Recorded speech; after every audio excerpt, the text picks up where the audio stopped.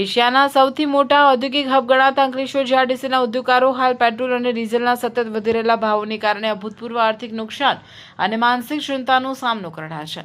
કાચા માલની હેરફેરથી લઈને પ્લાન્ટ ચલાવવા સુધીના દરેક સ્તરે ઇંધણનો વપરાશ અનિવાર્ય હોવાથી આ ભાવ વધારાએ ઉદ્યોગોની કમર તોડી નાખી છે. જો આ વૈશ્વિક અને સ્થાનિક ઇંધણ કટોકટી લાંબો સમય ચાલશે તો અંકલેશ્વરના અર્થતંત્ર સહિત સ્થાનિક રોજગારી પર પણ તેની ઘાતક અસરો જોવા મળી શકે છે.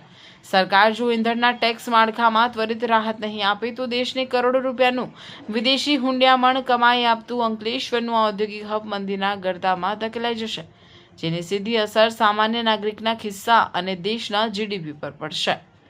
અંકલેશ્વરના ઉદ્યોગો વૈશ્વિક સ્પર્ધા વચ્ચે કામ કરે છે. પેટ્રોલ ડીઝલના ભાવ વધારાથી સ્થાનિક સ્તરે પ્રોડક્શન કોસ્ટ એટલી વધી ગઈ છે કે વૈશ્વિક માર્કેટમાં ચીન કે અન્ય દેશો સામે ટકી રહેવું મુશ્કેલ બની ગયું છે. એમએસએમઈ માટે આ આર્થિક બોજ સહન કરવો શક્તિ બહારનો છે. સરકારે ઇંધણને જીએસટીના દાયરામાં લાવવું જોઈએ અથવા ઉદ્યોગો માટે ખાસ સબસિડી જાહેર કરવી જોઈએ, નહીં તો આગામી સમયમાં શટડાઉન તરફ દોરી જશે. મહેશ પટેલ માત્ર ટ્રાન્સપોર્ટ જ નહીં પણ કેમિકલ ઇન્ડસ્ટ્રીઝમાં વપરાતા ઘણા સોલ્વન્ટ્સ અને પેટ્રોકેમિકલ બાય પ્રોડક્ટ્સ પણ સીધા ક્રૂડ ઓઇલ સાથે જોડાયેલા છે. ઇંધણ મોંઘું થતાં આ તમામ રો મટીરિયલ્સ પણ મોંઘા થયા છે. અમારા નફાના માર્જિન સંપૂર્ણ ધોવાઈ ગયા છે. જો આ જ સ્થિતિ આગામી થોડા મહિના ચાલુ રહેશે તો નાના એકમો પાસે પ્લાન્ટમાં પ્રોડક્શન હોલિડે જાહેર કરવા સિવાય કોઈ વિકલ્પ નહીં રહે. ઈરાન અમેરિકા ઇઝરાયલના યુદ્ધના કારણે ક્રૂડના કારણે જે રો મટીરિયલ નથી મળતા, ટ્રાન્સપોર્ટેશનમાં પણ હમણાં ડીઝલ પેટ્રોલના પ્રોબ્લેમો આવ્યા છે વ્હીકલ માટે, અને સમયસર નથી મળતું, ભાવ પણ વધઘટ થશે. એટલે એની અસર આ ભાવનો વધારો લેવામાં ઇન્ડસ્ટ્રીઝને સામે એક્સપોર્ટ બંધ છે. જરૂરિયાત વર્લ્ડ લેવલની ક્રૂડના ઉપર જ આખી ઇકોનોમી ટકેલી છે, એટલે વપરાશ પણ ઘટશે.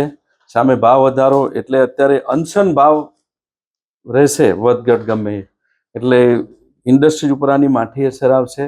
રોજગારી પણ ઘટશે, રેવન્યુ પણ સરકારની ઘટશે. એટલે જલ્દી આ યુદ્ધ પૂરું થાય અને આ જે ભાવ વધઘટ થાય છે એ સ્ટેબલ થાય, એ ઇન્ડસ્ટ્રીઝ અને પબ્લિકના હિતમાં છે. ઈરાન, ઇરાક, ઇઝરાયલ વચ્ચેનું યુદ્ધની પરિસ્થિતિ છે, તેમાં ક્રૂડના ભાવ સતત પ્લસ માઇનસ થયા રહ્યા છે. છેલ્લા 10 દિવસમાં ડીઝલ અને પેટ્રોલના ભાવમાં અંદાજિત 9 થી 10% ભાવ વધારો આવેલ છે. ગઈકાલે બી અંદાજિત 2.5 થી 3 રૂપિયાનો વધારો આવેલ છે, જેથી ટ્રાન્સપોર્ટ જગતમાં ટ્રાન્સપોર્ટેશનના ભાવ વધશે. એટલે રો મટીરિયલનું જે ઇનપુટ અને આઉટપુટ ઇન્ડસ્ટ્રીઝમાં થતું હશે એમાં ટ્રાન્સપોર્ટેશન કોસ્ટ વધશે, ભાવમાં વધારો આવશે. સાથે સાથે ઇન્ડસ્ટ્રીઝમાં દર અઠવાડિયામાં એક વખત વીકલી ઓફ હોય છે, ત્યારે ઇન્ડસ્ટ્રીઝ સતત પ્રક્રિયાના એ કન્ટિન્યુઅસ પ્રોસેસમાં ડીઝલનો ઉપયોગ કરતી હોય છે, જનરેટરથી પ્લાન્ટ ચલાવતા હોય છે. તેથી પ્રોડક્શન કોસ્ટ બી વધશે.